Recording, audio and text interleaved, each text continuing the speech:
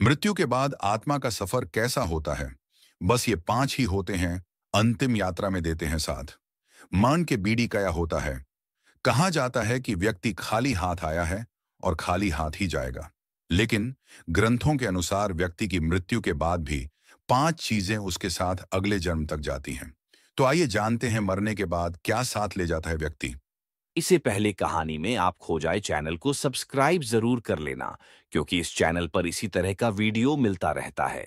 आपने अक्सर लोगों को कहते सुना होगा कि मृत्यु के बाद व्यक्ति के साथ कुछ नहीं जाता।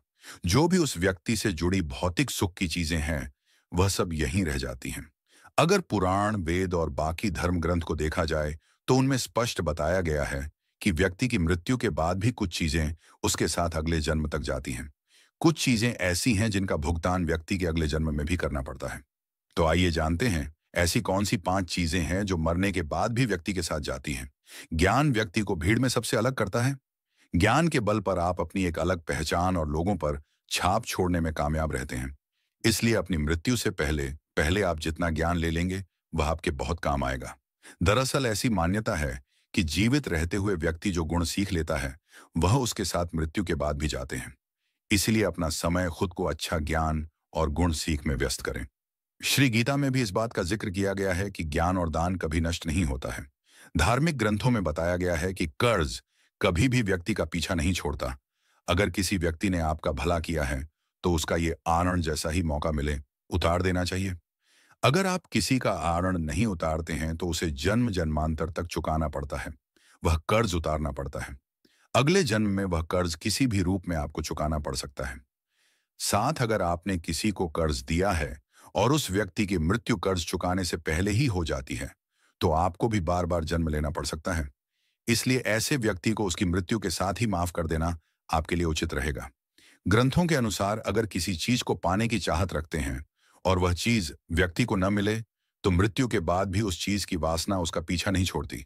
सांसारिक सुखों की चाहत रखना वासना ही है। वासना को लेकर विष्णु पुराण में एक कथा भी मौजूद है। राजा भरत को अपने हिरण के बच्चे से बहुत प्यार था। उसी के बारे में सोचते हुए उसने प्राण त्याग दिए। अगले जन्म में राजा को खुद हिरण रूप में जन्म लेना पड़ा। इसलिए कामना और वासना को अपने मन में हावी नहीं होने देना चाहिए। साथ ही किसी भी चीज को लेकर अधिक मोह माया नहीं होनी चाहिए। गीता में कहा गया है कि मनुष्य जीवन बिना कर्म के संभव नहीं है। हर पल मनुष्य अच्छे या बुरे कर्म करता है। मृत्यु समीप आने पर व्यक्ति के कर्मों द्वारा ही तय होता है कि उसे परलोक में सुख मिलेगा या दुख।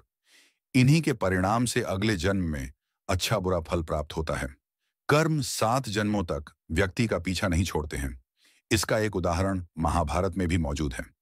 बाणों की शैया पर लेटे हुए भीष्म को भगवान कृष्ण से जब भीष्म वे पूछा कि मुझे ऐसी मृत्यु क्यों मिली, तो भगवान कृष्ण ने उन्हें 7 जन्म पहले की घटना याद दिलाई।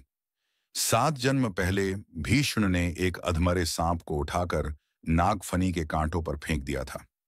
कर्म मनुष्य का कभी पीछा नहीं छोड़ते।